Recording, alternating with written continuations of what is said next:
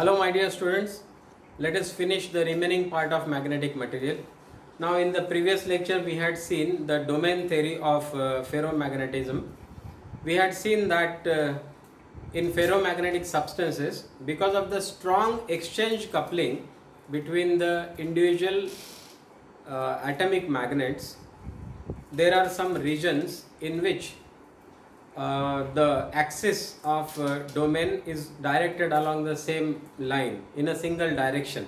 Okay, these regions are called as domains, and all the magnetic moments are aligned in the same direction in these domains. Now if these ferromagnets are subjected to increasing temperature, then the exchange coupling between them becomes weaker. Okay, so there is weakening of exchange coupling with the increase in temperature. जैसे जैसे temperature बढ़ाएंगे वैसे वैसे exchange coupling जो है, जिसके कारण आसपास के मैग्नेटिक मोमेंट्स एक ही डायरेक्शन में अलाइन करते हैं, ओके, वो एक्सचेंज कपलिंग वीक होते जाता है जैसे जैसे टेम्परेचर बढ़ाएंगे. सो एक टेम्परेचर आएगा, अगर हम लोग बढ़ाते जाएंगे, सो एक टेम्परेचर आएगा जहाँ पे क्या हो जाएगा, ये डोमेन स्ट्रक्चर जो है that will completely collapse. So domain structure of ferromagnetic substances completely collapses at on reaching some temperature. This temperature is called as Curie temperature. Okay, so what is Curie temperature? Curie temperature is the temperature at which the domain structure of a ferromagnetic substance completely collapses, and therefore the ferromagnetic substance now converts into paramagnetic substance. Clear? So Curie temperature Tc को क्या हो जाएगा, domain structure collapse हो जाएगा and ferromagnetic substance will transform into paramagnetic substance. Okay, इसको बोलेंगे Curie temperature. So Curie temperature will be different for different substances. Okay, now ये जो मैग्नेटिक परमिएबिलिटी है और क्यूरी टेम्परेचर है, इसके बीच में एक रिलेशन है, x is equal to c upon T minus Tc. Tc is the Curie temperature, T is the existing temperature, and this is the permeability of that paramagnetic substance. Okay, c is a constant. अगर graph draw किया जाए between chi and temperature, so हम लोगों को कैसा graph मिलेगा? तो graph will be, okay, graph will be like this. ऐसे करो,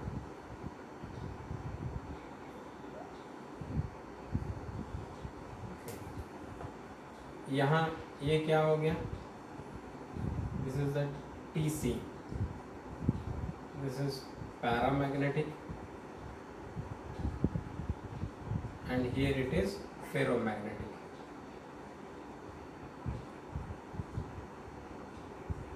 ओके, सो यहाँ पे देखिए ये Tc है, मतलब क्यूरी टेम्परेचर. यहाँ पे क्या हो गया, paramagnetic substance became ferromagnetic substance became paramagnetic. Okay, why? This is because of the collapse of the domain structure, because of weakening of exchange coupling that existed between the magnetic dipole moments. Okay, so ये हो गया effect of temperature. Next we are going to discuss the phenomena of hysteresis.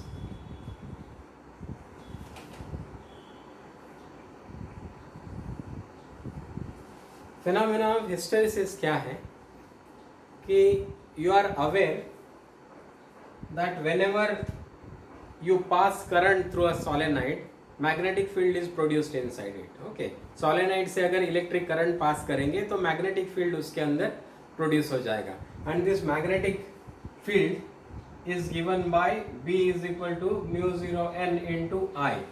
Okay, where n is what, number of turns per unit length and I is the current that we have passed through the solenoid. Now ऐसे solenoid के अंदर अगर हम लोग कोई magnetic substance अगर डाल देते हैं, फेरोमैग्नेटिक सब्सटेंस अगर डाल देते हैं, तो क्या हो जाएगा, because of the magnetic field that we are subjecting it to, जो मैग्नेटिक फील्ड हमने बनाया है जिसके अंदर इस सब्सटेंस को डाला है, उसके कारण इसका मैग्नेटाइजेशन हो जाएगा. So if we place ferromagnetic substance inside a solenoid, then it will get magnetized because of the magnetic field that is produced inside the solenoid. Okay, अभी क्या करते हैं हम लोग, we will go on varying the current that we are passing through the solenoid. solenoid से हम लोग जो करंट पास कर रहे हैं उस करंट को हम लोग चेंज करते चले जाएंगे. ओके, नाउ आप लोग जानते हो कि मैग्नेटाइजेशन जो प्रोड्यूस होगा, that magnetization is given by m is equal to mu 0 into h. Okay, where h is what, magnetic intensity. Okay, so हम लोग क्या करते हैं, दिस h जैसा हम लोग करंट चेंज करेंगे तो n into I is what, h. So h change करेंगे, h चेंज करने के कारण b that is the magnetic field जो प्रोड्यूस हो जाएगा उस सब्सटेंस के अंदर. क्लियर, उस मैग्नेटिक सब्सटेंस का कैसा वेरिएशन होता है, that we will see. This is b, so this will be minus b. Clear, this is negative density of magnetic field lines.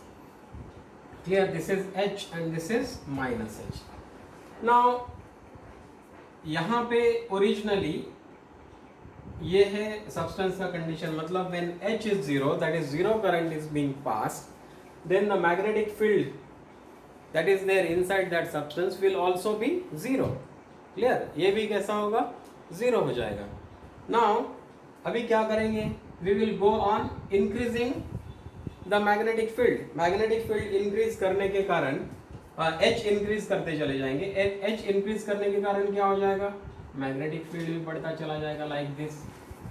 Clear, magnetic field will also increase like this. और एक point आएगा जिसके बाद में even if h is increased, the magnetic field B does not increase. Okay, so ये क्या हो गया, this is the saturation point of saturation of the magnetization.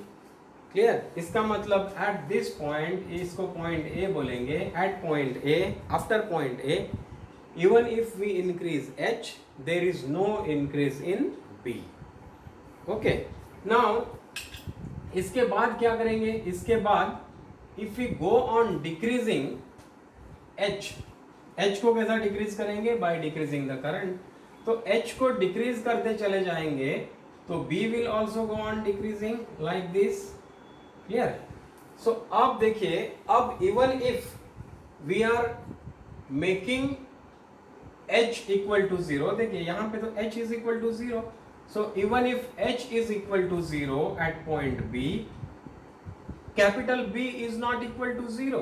इसका मतलब कुछ ना कुछ मैग्नेटिक फील्ड इसमें अभी भी बचा हुआ है. ओके, सो ये मैग्नेटिक फील्ड क्यों बचा हुआ है, हमने करंट कम करने के बावजूद भी जो डोमेन स्ट्रक्चर इस्टेब्लिश हो गया है, वो डोमेन स्ट्रक्चर कुछ ना कुछ रिटेन हो गया है. क्लियर, कुछ ना कुछ रिटेन हो गया है. हाँ, सो ये जो B है corresponding to this point, the magnetic field corresponding to point B is called as retentivity. Okay, क्या बोलेंगे इसको, रिटेंटिविटी और remanence, REMANENCE. Clear, so even when h becomes 0, the magnetic field does not become 0. Some magnetic field is still there.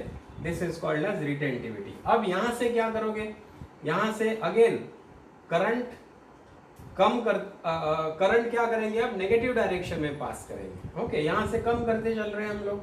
Okay, यहाँ कम करने का सिलसिला चालू रखेंगे, मतलब नेगेटिव डायरेक्शन में करंट पास करेंगे. अब नेगेटिव डायरेक्शन में करंट पास करने के कारण क्या होगा, B will go on decreasing. See, as h is more and more negative, B is again getting decreased.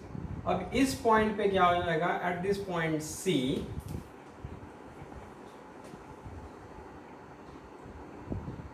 for some value corresponding to H, the value of B becomes 0. Clear? So ये जो value of H है, for which the value of B becomes 0, this is called as coercion. This is called as what? C-O-E-R, coercivity. ये retentivity है, this is called as what? Coercivity. Coerce मतलब to force.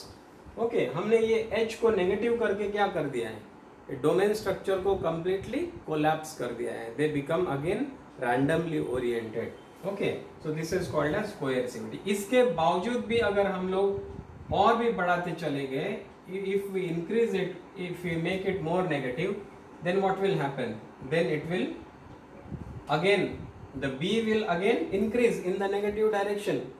Okay, if the current is passed in the negative direction, if the current is increased in the negative direction, then B will also increase in the opposite direction, in the negative direction. Okay, and again this point D will be reached, for which there is no further increase in B even when H is increased. इसके बाद H को और negative करिए तो B पे उसका कोई effect नहीं होगा। क्लियर? अब यहाँ से क्या करेंगे, ये तो इसका मतलब अगेन यहाँ पे सैचुरेशन रीच हो गया।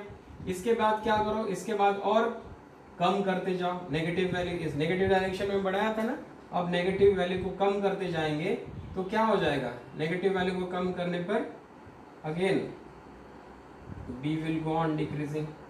Okay, at this point C, even when H is equal to 0, B is not equal to 0. See there, B has retained some negative value. Okay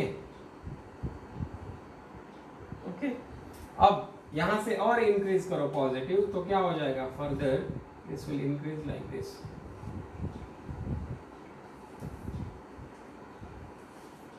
clear?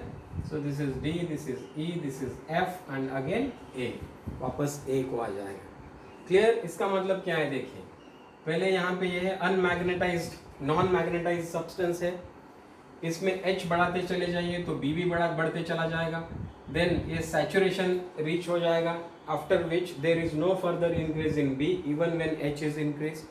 इसके बाद लेकिन B कम करते चले जाएंगे तो ये वापस यही पाथ रिट्रेस नहीं करेगा। क्यों? क्योंकि जो डोमेन स्ट्रक्चर चेंज हुआ है वो वापस रीगेन नहीं करेगा, डोमेन स्ट्रक्चर रिवर्ट नहीं हो जाएगा, some changes in the domain structure are retained, okay, they do not revert back. इसलिए on decreasing the value of H we get this curve. Clear? इस पॉइंट पे क्या हो रहा है, H 0 कर दिया है, तब भी यहाँ पे देखिए 0 H पे 0 B था, लेकिन यहाँ पे 0 H करने के बावजूद भी some magnetic field is still there. This is called as retentivity or remanence. इसके बाद क्या करेंगे, नेगेटिव डायरेक्शन में you will go on increasing the value of H. So B goes on decreasing. At this point, the value of B becomes 0. Clear? इसके बावजूद भी if you go on increasing the negative H in the negative direction, then B also goes on increasing and here it reaches maximum value. यहाँ पे maximum value reach करेगा। इसके बाद लेकिन H negative value of H बढ़ाएंगे तब भी there is no change in B. Okay, तो ये saturation हो गया फिर से। या वापस यहाँ से कम अगर करोगे तो वापस यही पाथ से नहीं चला जाएगा। Now we will get this one. Okay, so ये वापस ए हो गया है। क्लियर? ये जो लूप है this is called as, this is one complete loop. Okay, this is called as hysteresis loop. Clear? और ये जो साइकिल ऑफ चेंजेस है, एच को चेंज करना and corresponding changes in B, okay, to get corresponding changes in B, ये जो complete cycle है इसको बोलते हैं hysteresis loop. What is this called? This is called as hysteresis loop. Clear? So ये है हमारा hysteresis and hysteresis loop. Now we will discuss another thing that is called as electromagnet.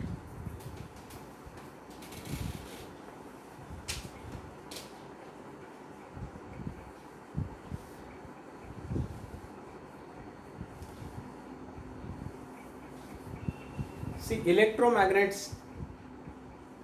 हम लोग कैसे बनाएंगे? We will use soft ferromagnetic substances,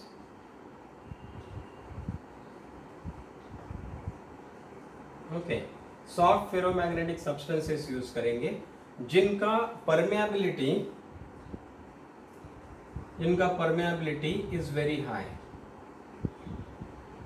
okay, ऐसे substances use करेंगे जिनका permeability is very high and retentivity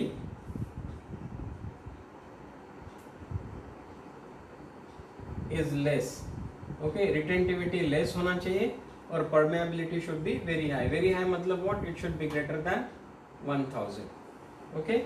so permeability जिसका ज़्यादा है और रिटेंटिविटी कम है, ऐसे सब्सटेंसेस हम लोग यूज़ करेंगे टू मेक इलेक्ट्रोमैग्नेट्स, ओके. ये किसका यूज़ करेंगे? We will use soft ferromagnetic substances, okay. Now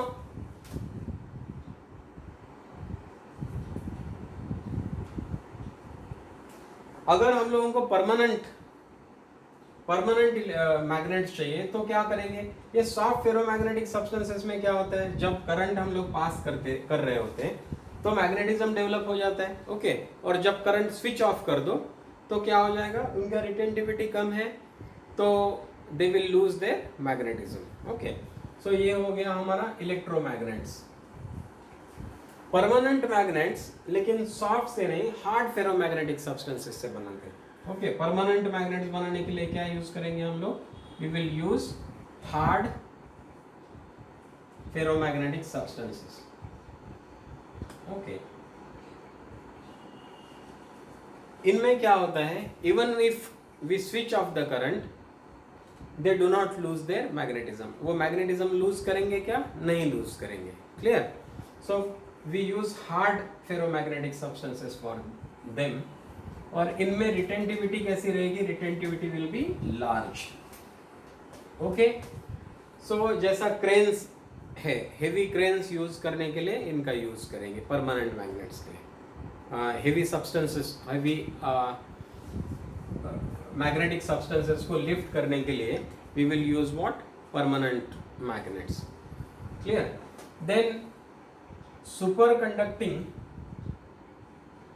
conducting magnets जो होते हैं, सुपर कंडक्टिंग मैग्नेट्स का कहाँ हम लोग यूज करेंगे?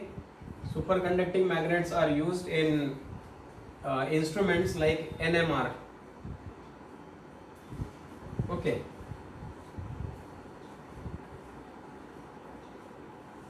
मैग्नेटिक रेजोनेंस टेक्निक्स, मतलब मैग्नेटिक रेजोनेंस स्पेक्ट्रोस्कोपी में इसको यूज करते हैं, nuclear magnetic resonance. So in this kind of things this superconducting magnets are used, clear. Now the last topic is magnetic shielding.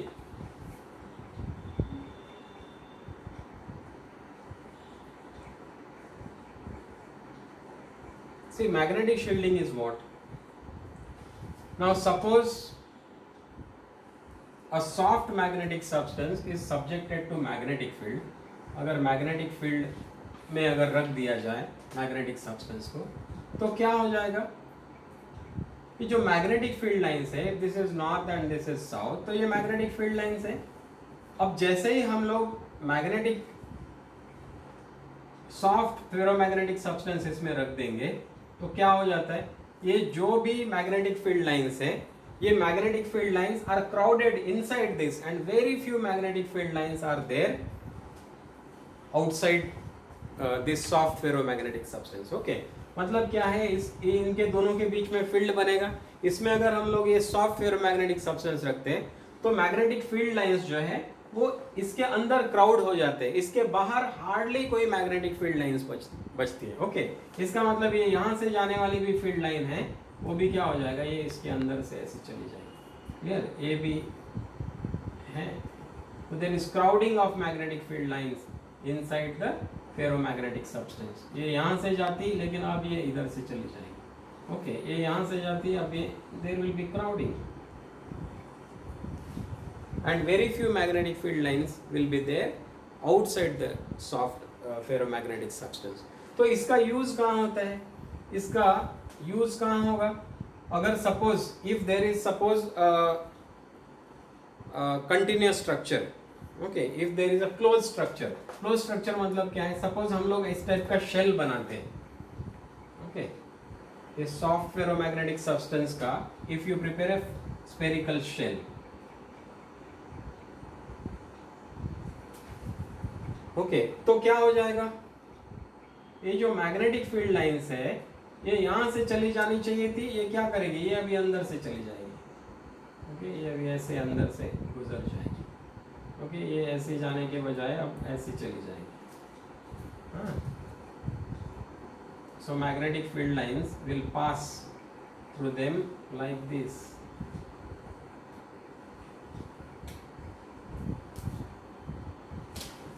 clear, but magnetic field lines will not cross this and come into this enclosed area, ये जो enclosed space है यहाँ से कोई magnetic field line जाएगी नहीं। इसका use क्या होगा, सपोज हम लोग ऐसा कोई एक्सपेरिमेंट कर रहे हैं जिसमें कि हमारे इक्विपमेंट को हम लोग मैग्नेटिक फील्ड से टोटली शील्ड करके रखना चाहते हैं, कोई स्ट्रॉन्ग मैग्नेटिक फील्ड इसको अफेक्ट नहीं करना चाहिए, इंटरैक्ट उसके साथ करना ही नहीं चाहिए, ये हम लोग चाहते हैं, तो क्या करेंगे, इस टाइप का शेल बनाएंगे और इसके अंदर ये एक्सपेरिमेंटल सेटअप रख देंगे, तो क्या हो जाएगा, जो मैग्नेटिक फील्ड भी है ये कहाँ कॉन्सेंट्रेट हो जाएगा, ये सिर्फ इसी में कॉन्सेंट्रेट होकर रह जाएगा, इस सब्सटेंस में, and it will not go inside this, ये क्रॉस करके नहीं जाएगा, there will be crowding of the magnetic field lines into that substance, into the material of that substance, okay, अंदर जो स्पेस है उसके अंदर magnetic field lines will not pass, so therefore such kind of protection of some equipments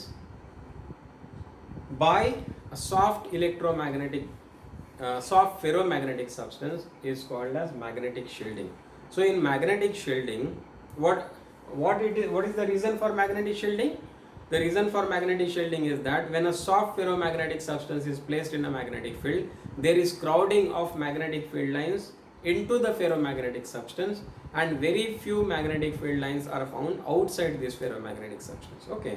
So if you want to shield anything from the strong magnetic field, then that is placed inside the space created, it is placed inside the space created by using these soft ferromagnetic substances, okay. So they get what, they get shielded.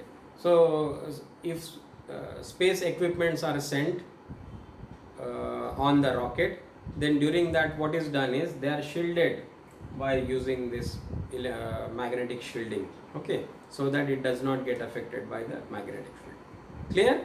So this is a simple concept, but it has very large applications. I hope you have understood all the topics now, and you will be able to solve the numerical problems, which are very few in this, because there are very few formulas actually based in this, okay. So there are more concepts in this, very few formulas. I hope you have understood all these topics. Thank you very much for viewing all these videos.